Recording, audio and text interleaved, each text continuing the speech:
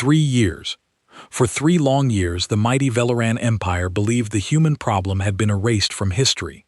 Their intelligence reports painted a picture of complete victory. Human colonies remained under firm imperial control. Earth transmitted the occasional diplomatic message, each one dismissed without a second glance.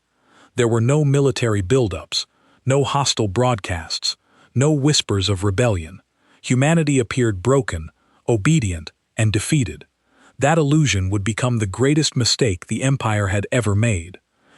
Hidden deep within the vast asteroid belt between Mars and Jupiter, where billions of rocks concealed humanity's greatest secret, an industrial revolution was unfolding. Gigantic shipyards worked without pause, their glowing construction docks illuminating the darkness of space. Day and night became meaningless as thousands of engineers, scientists, and workers forged a new generation of warships unlike anything Earth had ever built. Every failed battle had become a lesson.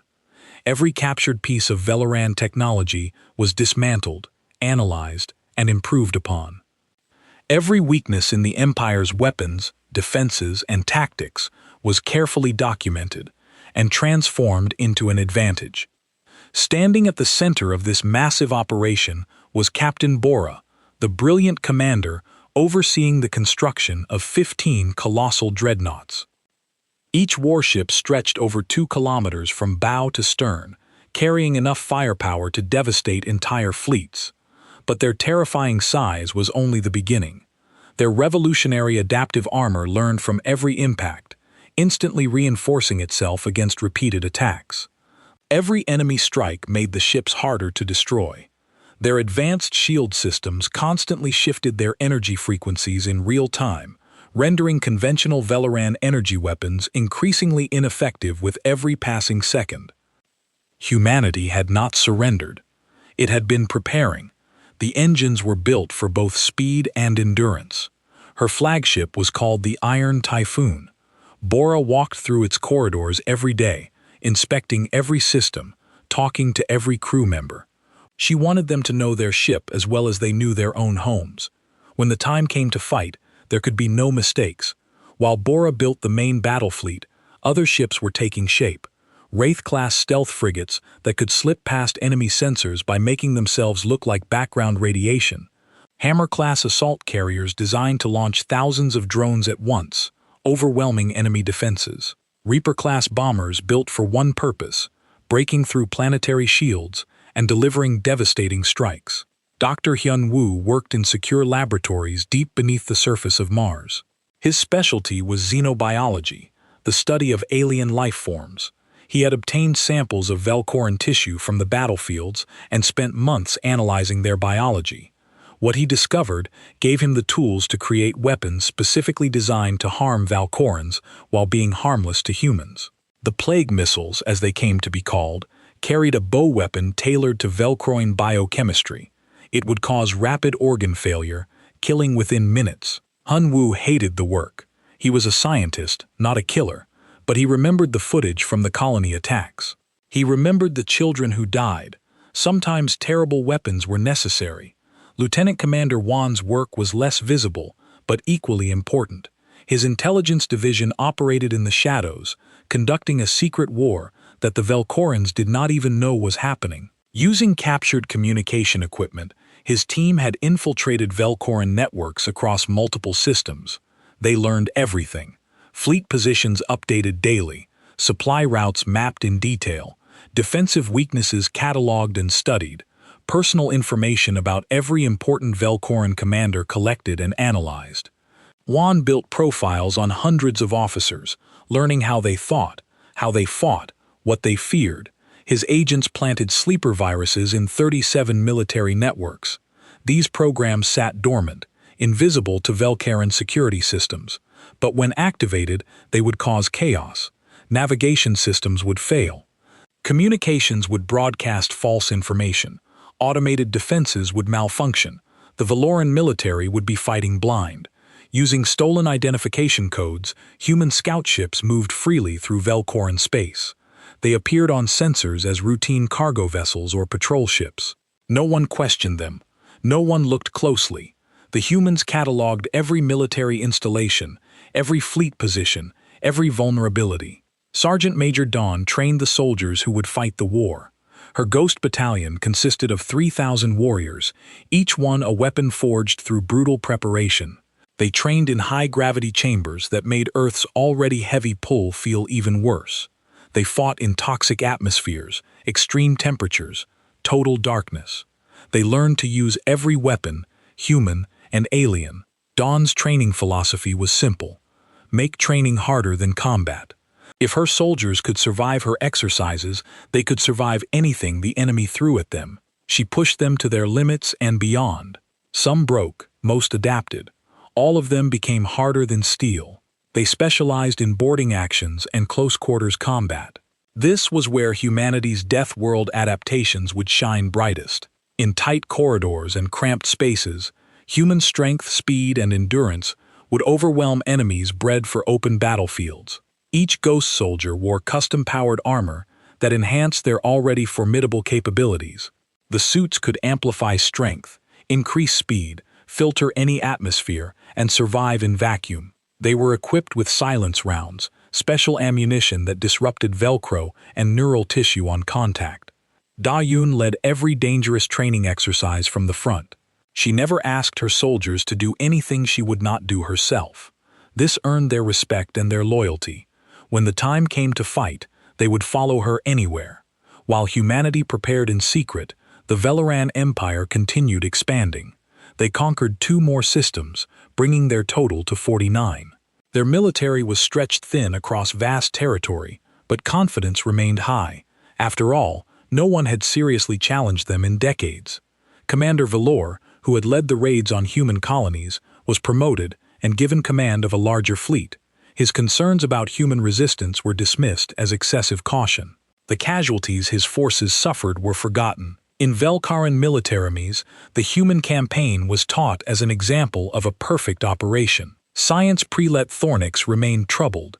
He continued his research in isolation, watching for any sign that the humans were preparing something. He noticed small anomalies in deep space, sensor ghosts that appeared and disappeared, energy readings that did not quite match background radiation. But when he reported these findings, they were dismissed as equipment errors. The prelate knew something the High Council refused to accept. Silence did not mean surrender. For a species that evolved through persistence hunting, patience was a fundamental survival skill. Humans knew how to wait, they knew how to plan, and when they struck, it would be devastating. As the 3rd anniversary of the raids approached, Admiral Tae Young called his senior staff together. They gathered in the command center deep inside, the largest asteroid in the belt. The room was packed with officers, scientists, and intelligence analysts. Tae Young activated the main display. A 3-dimensional map of Eloran space appeared, showing dozens of star systems. Red icons marked military installations, fleet positions, and supply routes. There were hundreds of targets. 3 years ago, they attacked us, the Admiral said quietly. They killed our people without warning. They destroyed our colonies without mercy. They thought we would surrender. They thought we would beg for peace. They were wrong. He touched control. Blue icons appeared representing Earth's hidden armada, ships marked with designations like Iron Typhoon, Silent Thunder, Stormbreaker. There were over 300 vessels, each one more advanced than anything the Valkyrans had seen before. In 1 week, we launch Operation Reckoning. We will strike 12 supply depots simultaneously. We will infiltrate their networks and cause chaos. We will engage their main fleet and destroy it. And we will send a message that the entire galaxy will hear. Attack humanity at your own peril. The room was silent. Everyone understood what this meant. They were about to start a war with an empire that had conquered 49 systems. An empire with technology superior to Earth's. An empire that believed itself invincible. Bora spoke up. Admiral, what if we lose? Taeyong looked at her steadily. Then we lose fighting. Better to die on our feet than live on our knees. But we will not lose. We have prepared for 3 years. We know their every weakness. We have weapons they cannot counter. We have soldiers trained beyond anything they have faced. And most importantly, we have something they lack. What is that? Someone asked. Motivation. They fight for conquest and glory. We fight for survival and justice. They think they are superior. We know we are survivors. That makes all the difference. Juan presented the operational plan. Phase 1 would hit the supply depots, crippling Velcoran logistics. Phase 2 would activate the sleeper viruses, disrupting their communications and sensors. Phase 3 would engage the Third Armada in decisive battle. Phase 4 would see Ghost Battalions strike at the Velaran capital itself. It was an ambitious plan. Some said it was impossible, but everyone in that room had spent 3 years preparing for this moment. They had worked too hard and sacrificed too much to doubt. Now, as the briefing concluded, Dawn stood and looked around at her fellow officers. They think we are primitive animals. They think Earth is just another conquered world. We are about to teach them why you should never underestimate a species that evolved by surviving everything their planet could throw at them. The room erupted in grim approval. No cheers, no celebration, just quiet determination. They were about to attempt something that had never been done before. A supposedly inferior species was going to challenge a galactic empire. Over the next 7 days, the fleet prepared. Crews ran final system checks. Soldiers loaded their equipment. Scientists armed the experimental weapons. Intelligence operatives sent final reports from deep inside Velker in space. Admiral Tae Young visited every ship. Speaking to the crews, he wanted them to see his confidence. He wanted them to know he believed in them, and he wanted them to understand what they were fee. The attack began with silence. Across 12 different systems, Velcoran supply stations conducted their routine night operations. Sensors showed clear space, no threats, no unusual activity. Just another boring shift, watching empty corridors and automated cargo systems. Then the darkness tore open. Wraith-class stealth frigates dropped out of hyperspace with perfect timing, their cloaking fields dissipating as they unleashed devastating strikes. The supply stations, lightly defended and completely unprepared, exploded in brilliant flashes of light. Thousands of tons of ammunition, fuel and equipment vanished in seconds. Before any Velcroing commander could process what was happening, the human ships vanished back into hyperspace. The entire operation took less than 10 minutes. 12 critical supply depots were gone. The Valoran Third Armada lost nearly half its ammunition reserves and fuel supplies instantly. Confusion spread through Valoran space. Who had attacked? How had they penetrated their defenses? Where would they strike next? Communication networks flooded with damage reports and panicked requests for orders. 6 hours later, while the Velcorans were still trying to understand what had happened, Lieutenant Commander Juan initiated Phase 2. With a single encrypted transmission, sleeper viruses activated across 37 military networks. Chaos erupted. Navigation systems reported false ship positions. Communication channels broadcast phantom warnings of attacks that were not happening. Automated defenses turned against their own vessels. Fleet coordination collapsed as officers received contradictory orders from systems they could no longer trust. Most devastating was the message that played on every Valoran military frequency. In perfect Valaran dialect, the same words repeated over and over. "You attacked our worlds. You killed our people. Now we are coming for you. Nowhere is safe. No one can help you. Humanity remembers." On the bridge of his flagship, Commander Venor watched his screens flicker and fail. Power systems went offline for 18 terrifying minutes. When they came back online, his tactical display showed 14 of his cruisers had jumped away from their positions, responding to false emergency signals. His communications officer reported that 3 years of tactical planning data had been corrupted or erased. His navigation systems were showing phantom contacts that appeared and disappeared. His automated cargo ships were flying in random directions, wasting precious fuel. Who is doing this? His executive officer demanded Velinor knew. He had read the reports from the colony raids. He had seen how fiercely the humans fought. He had warned his superiors that these creatures were more dangerous than they appeared. Now his worst fears were coming true. It is the humans. 6 hours after the cyber attack began, Admiral Tae Young's main battle fleet emerged from hyperspace. 300 warships, arranged in perfect formation, appeared at the edge of Velcroin Third Armada's staging area. Their weapons were already charged and locked on target. On the bridge of the Iron Typhoon, Captain Boa watched her tactical displays. The Valoran forces were scrambling to respond, but they were out of position, low on supplies, and their communications were compromised. Everything had gone according to plan. All ships. Admiral Tae-young's voice came across the fleet channel. "Fire when ready. Show them what Deathworlders can do." The human fleet opened fire. Energy weapons lanced across the void. Missiles streaked toward their targets. The Valkyrans had superior technology, but the humans had studied their tactics for 3 years. Every defensive pattern was known. Every standard response was anticipated. Every weakness was exploited. Bora's dreadnought led a squadron in a direct assault on the center of the Velkroin formation. Her adaptive armor absorbed the first volleys. Learning from each hit and adjusting, her weapons systematically dismantled Velkroin cruisers. The Iron Typhoon lived up to its name, cutting through enemy lines like a force of nature. Hammer-class carriers deployed clouds of combat drones. Thousands of small craft swarmed Valoran vessels, overwhelming their point defenses. Each drone was expendable, but coordinated through adaptive artificial intelligence that learned from every engagement. The Valoran gunners could not keep up. The Valoran battleship Eternal Dominance, pride of the Third Armada, exploded when Reaper bombers punched through its shields and delivered kinetic strikes directly to its reactor core. The explosion was so massive it damaged 3 nearby cruisers.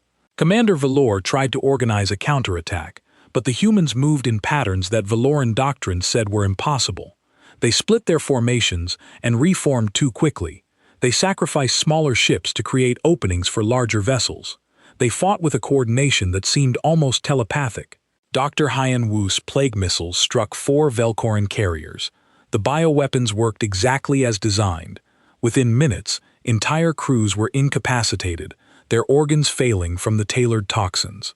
The carriers drifted dead in space, their weapons silent, their crews dying. Wraith frigates used their stealth capabilities to appear behind Velkoran formations.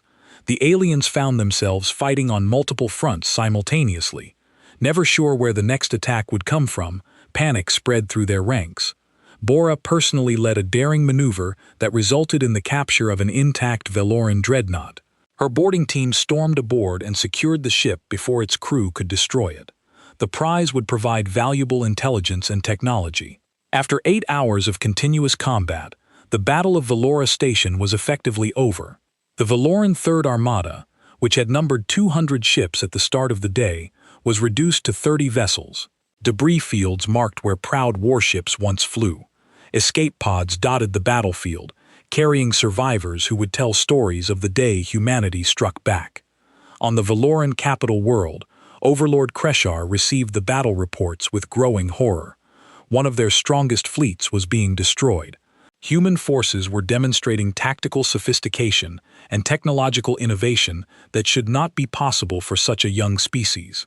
For the first time in centuries, fear rippled through the Velcro and High Council. They demanded explanations. How did humanity build such a fleet without detection? How did they infiltrate Velcro networks? How were they winning? Science Prelate Thorn was summoned to the council chamber this time. They listened to every word. He explained that humans were not primitive animals. They were apex predators from a death world. They had spent 3 years preparing, while the Velkarans celebrated and forgot. "We did not attack a weak species," Thorn said gravely. "We attacked survivors. We poked a sleeping tiger. Their world taught them patience. It taught them to endure pain. It taught them to adapt. And most importantly, it taught them that the only way to eliminate a threat is to destroy it completely." The prelate projected casualty estimates that silenced the room. If current trends continued, the Third Armada would be annihilated within hours. And this was only the beginning. Intelligence suggested that human forces were preparing to strike at the capital itself. Tar demanded to know why Thornix had not warned them more forcefully. The prelate simply replied, "I tried." He would not listen. Back at the battle site, Commander Velinor made a decision that would haunt him for the rest of his life. His fleet was lost, but he could still warn the Empire. He compiled everything he had learned about human capabilities and transmitted it to the capital with a desperate message. Retreat. Fortify.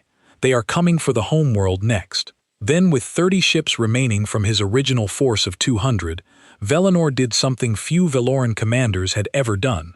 He surrendered. He broadcast an unconditional surrender on all frequencies, ordering his remaining ships to power down their weapons. On his flagship, Admiral Taiyong received the surrender and considered his options. His orders were to break the Veloran Empire completely, but he was also pragmatic. Felinor's intelligence could be useful, and news of a Valkoran's surrender would demoralize the enemy more effectively than another destroyed fleet. Cease fire, Taiyong ordered. Accept their surrender, but make it clear, any ship that powers up weapons will be destroyed immediately. The human fleet held position. Weapons still hot as Veloran ships drifted powerless in the void. Bora watched the tactical display and allowed herself a grim smile. They had won the first major engagement. "Admiral," she said quietly, "we are receiving multiple hyperspace signatures. More Veloran reinforcements are on the way." Taiyong's expression did not change. "Good. Let them come. We will teach them the same lesson. Humanity does not forgive, and humanity does not lose." The human fleet began preparations for the next wave. Damaged ships withdrew for repairs. Fresh vessels moved to the front lines. Ammunition was redistributed. Medical teams treated the wounded. Everyone knew this was just the beginning. But something else was happening across the galaxy. In the Velcroin capital, Overlord Kashtar was writing a message he never thought he would send. A distress call to other galactic powers, asking for help against the human threat. The message described the human attack in detail.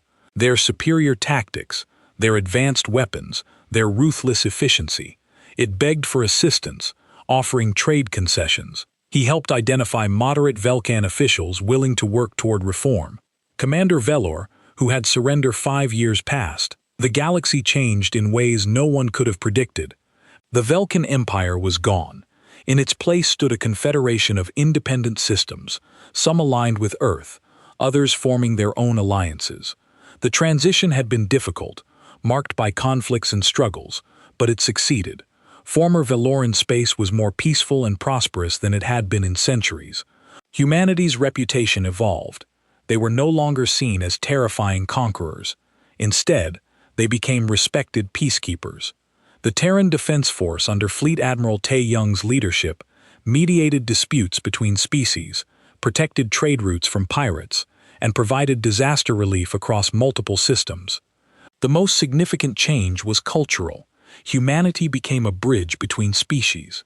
Their unique perspective, shaped by surviving Earth's harsh environment, allowed them to understand both powerful military empires and struggling colonies. They spoke the language of strength, but practiced the principles of compassion. The Terran Alliance, a defensive pact, including 23 species, became the most powerful coalition in the region. Human military advisors trained forces across allied worlds, teaching both advanced tactics and humanitarian warfare principles. The lessons learned from the war with the Valkorans were shared freely. The concept of Deathworld evolution became a recognized field of study. Universities across the galaxy researched how extreme environments produced resilient species. Earth became famous not just for its warriors, but for its scientists, artists, and philosophers. Fleet Admiral Taiyong transitioned from warrior to statesman. He still maintained his military position, but spent more time in diplomatic negotiations than combat operations. He used the same strategic mind that won the war to build lasting peace.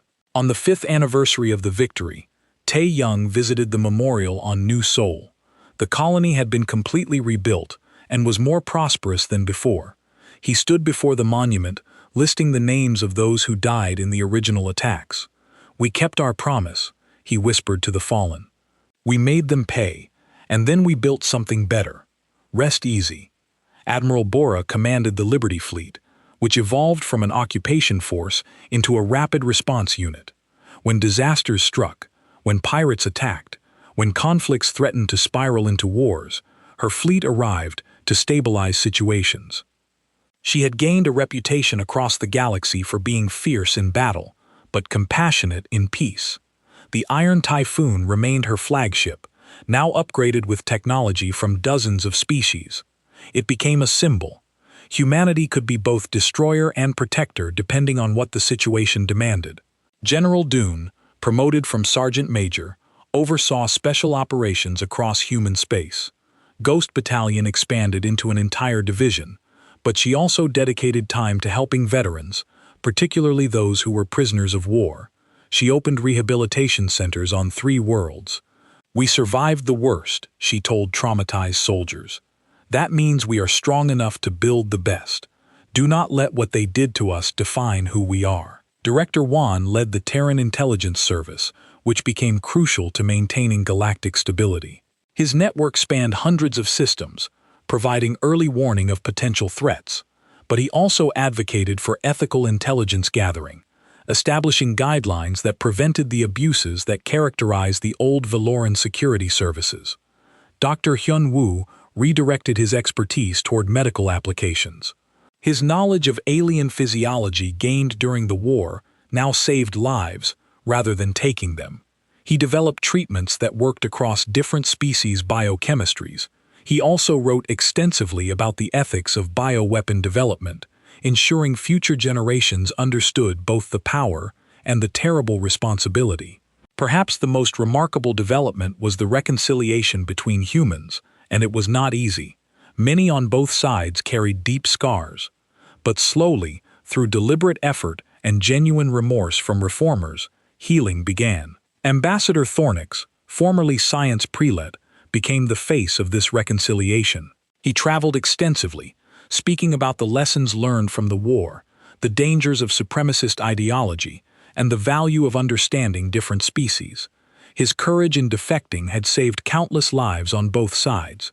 Commander Valor, who surrendered the Third Armada, also played a crucial role. He wrote a memoir detailing the war from the Valoran perspective, including his own failures and the lessons he learned.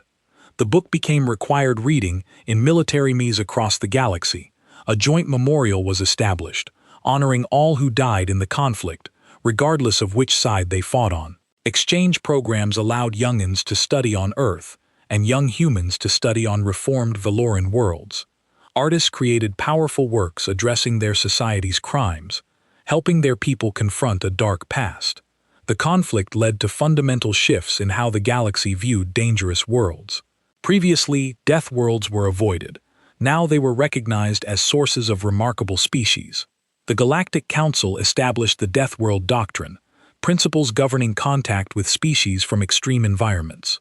The core principle was simple: approach with respect, not aggression. Death World species may seem primitive, but they are survivors of environments that would kill most galactic citizens. Humanity advocated strongly for this doctrine.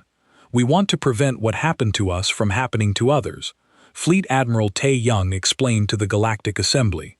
"But we also want to prevent others from making the Velcoran's mistake.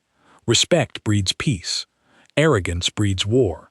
Children born during and after the war grew up in a very different galaxy. They attended schools with alien classmates. They learned about dozens of species cultures. They took for granted that humanity was a major galactic power, on New Sol, now fully rebuilt and prosperous. A young cadet approached Admiral Bo during a ceremony. "Admiral, my parents told me about the war, about how we almost lost everything, but people like you saved us. I want to be like that. How do I prepare?" Bora smiled at the young person's determination. "Study hard, train harder. But remember, we did not win because we were the strongest. We won because we refused to give up. We worked together, and we kept our humanity even in the darkest moments. That is what makes us Deathworlders. Not our strength, but our spirit." On the anniversary, the core team gathered on Luna. Taeyong, Bora, Dune, Hwan, and Hyunwoo stood together in the observation dome, looking at Earth spinning below. 5 years, Taeyong said quietly. "Sometimes it feels like yesterday." "Do you think we made the right choices?" Hyunwoo asked. "The weapons, the strikes, the methods we used," Bora responded. "We did what we had to do. We protected our people, but we also showed mercy when we could have shown cruelty. That is the balance we must maintain," Dune added. "The question is not whether we were perfect. We were not.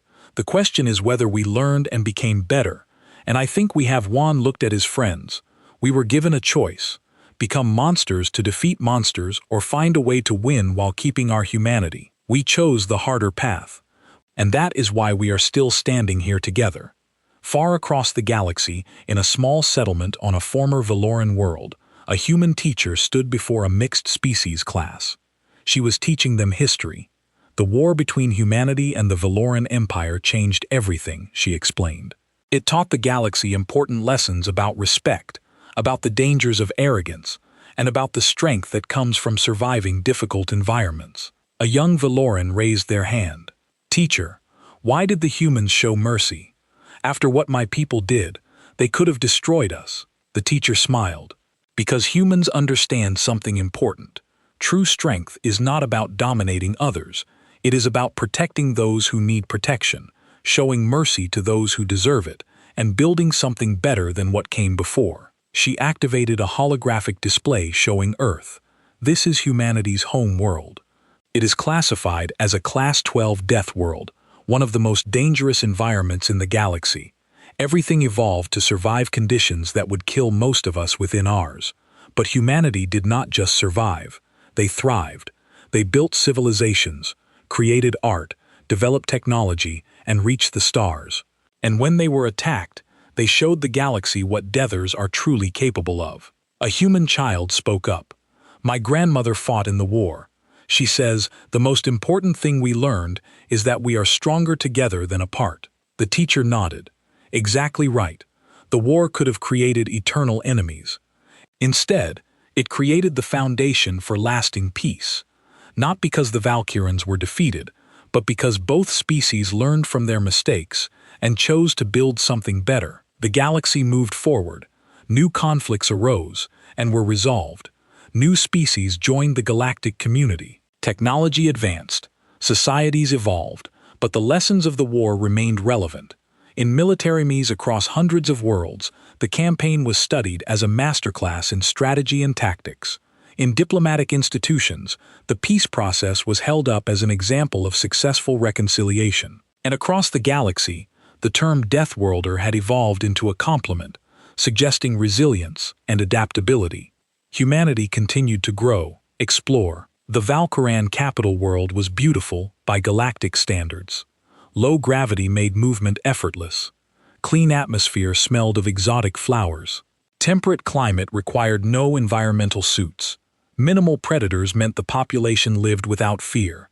It was paradise for the delicate Velcoran physiology. It was also the perfect hunting ground for Death World predators. Sergeant Major Dune and her Ghost Battalion arrived during the local night cycle. Their insertion craft, cloaked and silent, dropped them from high orbit. They hit the atmosphere at speeds that would have killed most species. Their powered armor absorbed impacts that would shatter normal bodies. They landed in the capital city without triggering a single alarm. Lieutenant Commander Juan's Cyber Warfare Division had already blinded the planetary defenses. Sensors showed nothing. Security systems reported all clear. The Velkarans had no idea that 3,000 human soldiers were now moving through their capital. Dune led the primary strike team toward the Imperial Palace. They moved through abandoned industrial sectors, using the shadows and empty buildings to mask their presence. Within 30 minutes, they had established safe houses throughout the city. The Valoran capital was built for comfort, not defense. Buildings had large windows and open spaces. Security relied on technology rather than physical barriers. Guards were trained to handle protesters and criminals, not military assault teams. When ghost teams began operations, the Valkorans discovered they were completely unprepared. Humans climbed sheer walls using strength that seemed impossible in the low gravity. They went days without sleep. Operating continuously while Valoran security forces needed rest, they infiltrated areas that should have been impenetrable. Ghost Team Sigma infiltrated the main military command center by climbing the exterior of a 300-meter tower. Felker and security protocols deemed such an approach impossible. No species had the strength and endurance to make that climb, but humans did. They reached the top in 2 hours and planted surveillance devices throughout the facility. Ghost Team Delta encountered a Velkaran quick response force. The engagement lasted less than a minute. Using close-quarters combat techniques, the humans eliminated the entire unit without firing a shot. Velcran guards were found dead with broken necks and crushed armor. Their weapons had not even left their holsters. Ghost Team Omega rescued captured human colonists from a prison facility. They breached the walls, neutralized the guards, and extracted 17 prisoners who had been held since the initial raids. The operation took 12 minutes. By the time Velcran reinforcements arrived, the team was already gone. Reports began flooding into Velcr security headquarters. Ghost sightings, armored figures moving through shadows, guards disappearing from their posts, facilities being penetrated without triggering alarms. Panic spread through the capital security forces. In his laboratory, science prelate Thornix made a decision that would change his life forever. He had watched his warnings ignored. He had seen his people rush toward disaster. He could no longer stand by. Using secure communication systems, he broadcast on a frequency that Lieutenant Commander Wan's division had been monitoring. The message was simple: I wish to defect. I have information that can save lives on both sides. 12 hours later, Darwin herself extracted Thornix from his laboratory complex. The prelate expected to be treated as a prisoner. Instead, Dunn showed him respect. You tried to warn them, she said simply. That took courage. Thornix provided critical intelligence, complete schematics of the Imperial Palace, security system layouts, secret escape routes.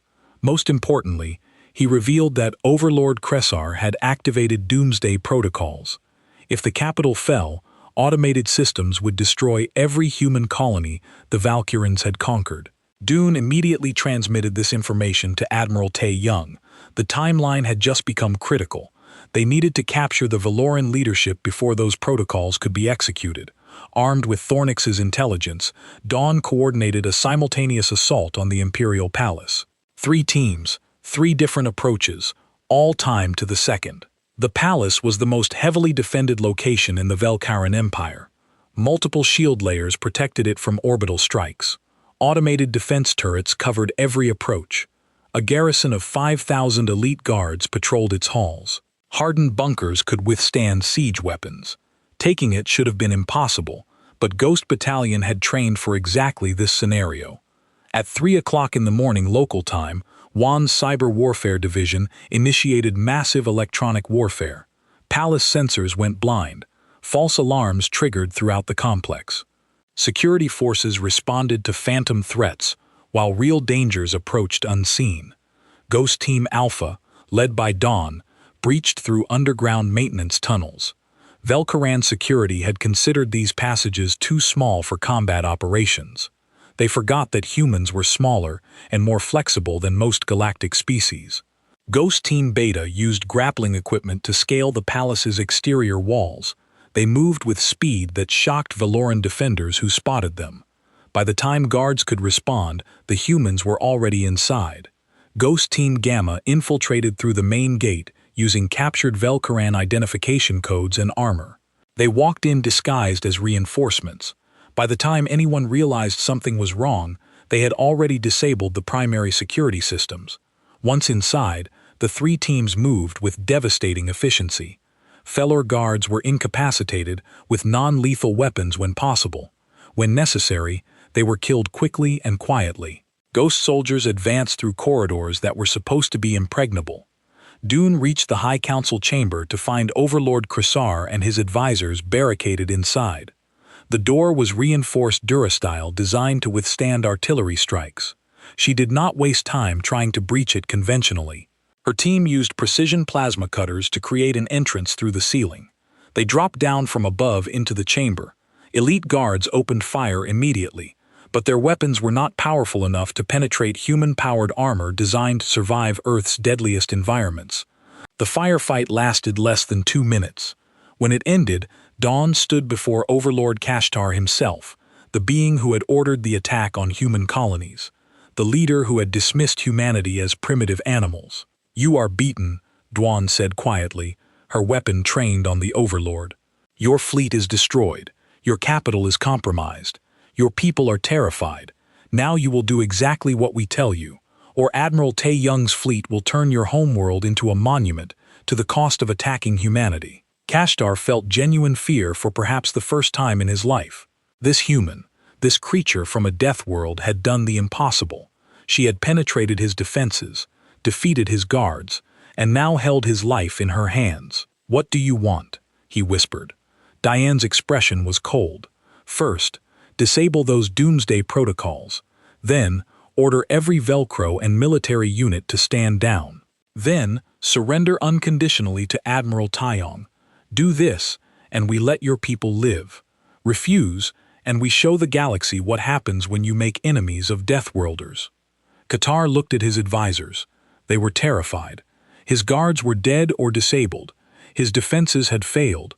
The humans had won. With shaking hands, he accessed the control systems and disabled the doomsday protocols. Then he recorded a message that would be broadcast across the entire Valoran Empire, a formal declaration of unconditional surrender. 12 hours later, Admiral Taeyong's fleet entered orbit around the Valoran homeworld unopposed. The planet's defenses were dark. Every military vessel had powered down its weapons. The once mighty Voran Empire had fallen. On the bridge of the Iron Typhoon, Captain Boa stood beside the Admiral, watching the planet below. "We won," she said quietly. "We actually won," Taeyong nodded slowly. "Yes, but this is not just about victory. This is about sending a message. Every species in the galaxy is watching. They are seeing what happens when someone attacks humanity. They are learning that we do not just defend ourselves. We overwhelm our enemies so completely that no one will ever make the same mistake again." Across the galaxy, the news spread. The Valkyran Empire, which had dominated its region of space for 3 centuries, had been brought to its knees in less than a month. By humans, by a species most powers had never heard of, by Deathworlders. Diplomatic channels exploded with activity. Every major power sent urgent communications to Earth. Some requested alliances. Some offered trade agreements. Some hastily apologized for previously dismissive attitudes. The message was clear. Humanity was no longer a backwater species to be ignored. They were a force to be reckoned with. But for Admiral Taeyong and his team, the hardest work was just beginning. Winning the war was one thing. Building a lasting peace was another. The Valoran Empire controlled 49 systems. Millions of civilians depended on infrastructure that had just collapsed.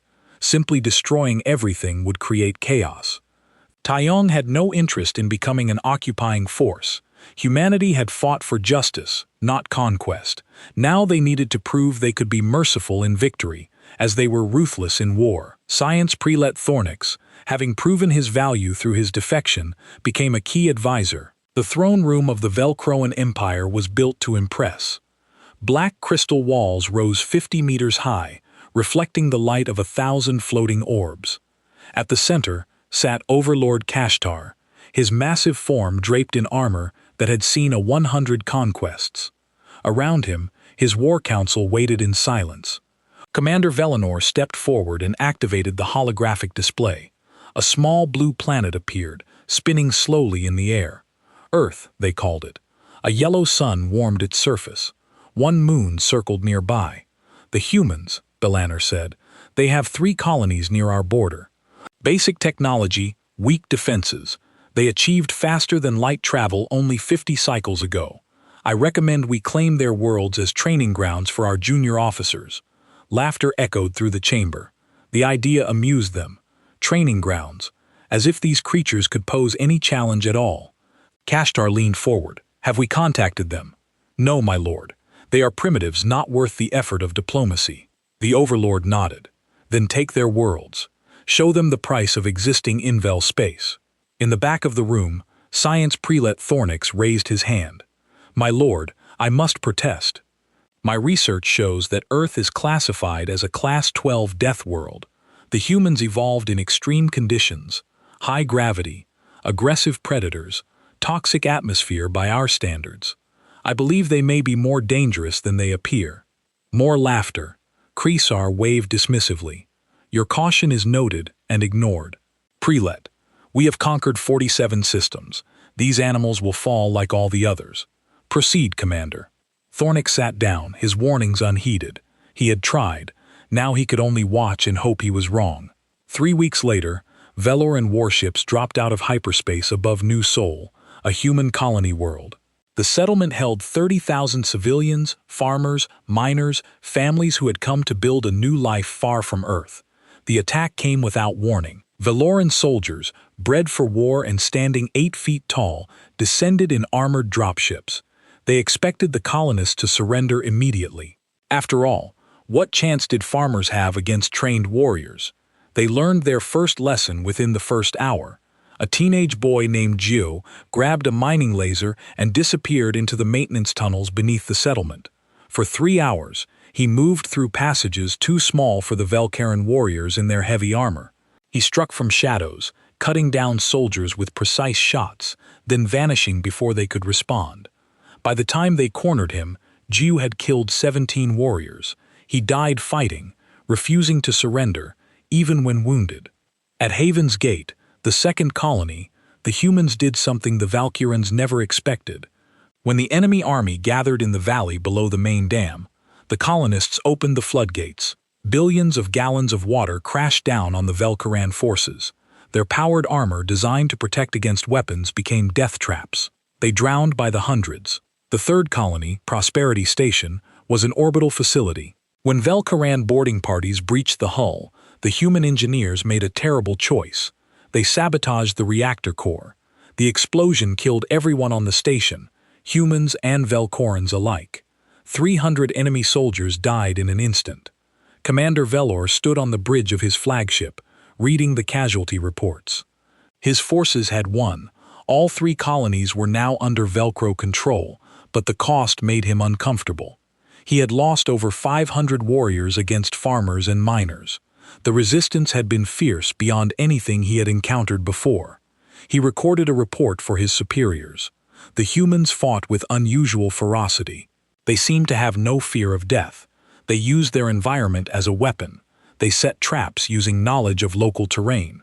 When cornered, they chose death over surrender. I recommend we study these creatures more carefully before engaging them again. Back on the Velker homeworld, his report was filed away and forgotten. The High Council cared only that the mission succeeded. A few hundred casualties meant nothing. The humans were beaten. The matter was closed. On Earth, the reaction was very different. The Terran Assembly convened an emergency session. Representatives from every nation gathered in Geneva. The holographic displays showed footage from the attacks. Burning settlements, dead colonists, children who would never go home. Admiral Tae Young sat at the military briefing table, his face carved from stone. He had seen war before. He had lost people he loved to violence. But this was different. This was an act of pure arrogance. The Valkyrans had not even bothered to contact Earth. They simply took what they wanted and killed anyone who resisted. We need to strike back immediately, one general argued. Show them they cannot attack us without consequences. Taeyong shook his head. No, if we attack now, we lose. They have better ships, better weapons, better technology. We need time. Time for what? Another asked. To prepare, to learn, to build. Taeyong stood and pointed at the star map. The Valkorans think they have already won. They think we are broken.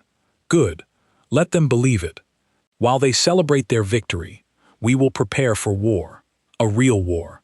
And when we are ready, we will show them what happens when you attack a Deathworld species. The Assembly voted. Tae Young was appointed Supreme Commander of the Terran Expeditionary Fleet. His orders were simple. Prepare Earth for war.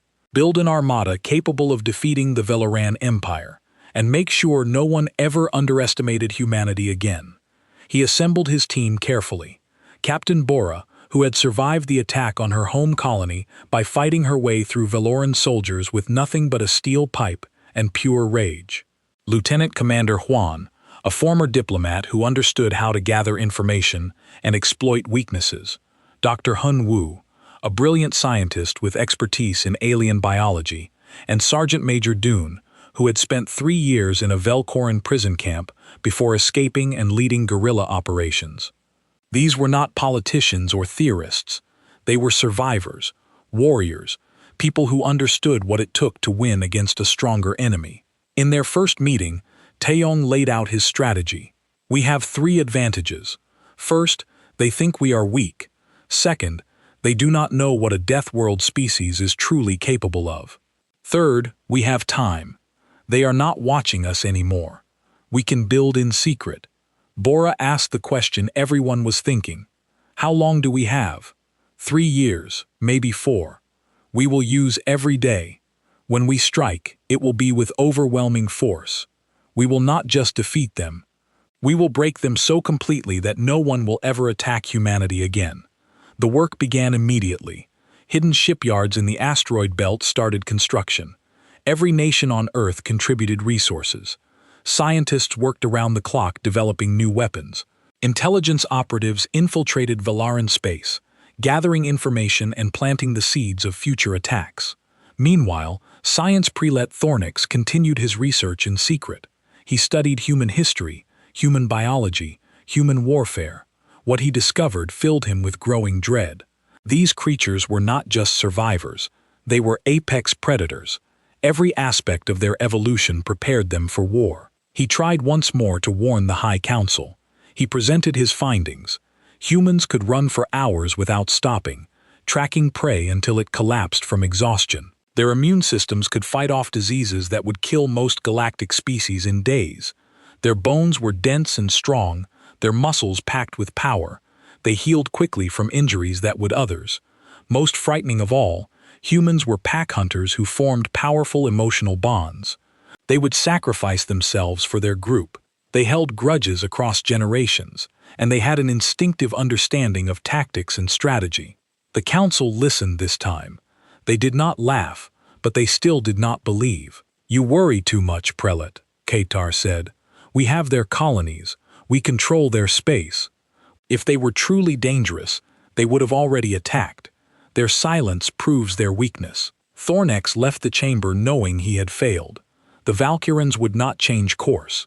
They would continue to believe they were safe until the moment the humans struck, and by then, it would be too late. 3 years passed. The Valaran Empire forgot about the human problem. They were busy conquering other systems, expanding their territory, enjoying their supremacy. Earth was just another conquered species, broken and silent. But in the darkness of space, hidden among the asteroids and dead moons, Admiral Taeyong watched his armada take shape. 300 warships, thousands of fighters, weapons specifically designed to counter in technology, soldiers trained to a level that would terrify any enemy.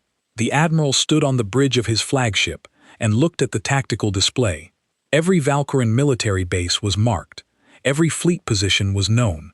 Every weakness had been identified. "Are we ready?" Bora asked, standing beside him. Taeyong nodded slowly. "Yes. It is time to show the galaxy what Deathworlders can do. Send the order. Operation Reckoning begins in 72 hours. The message went out across the hidden fleet. Crews ran final checks on their systems. Soldiers prepared their weapons.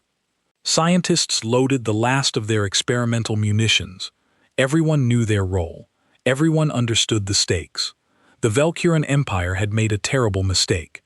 They had attacked humanity thinking they were weak. They had killed human civilians thinking there would be no consequences. They had dismissed Earth as prime.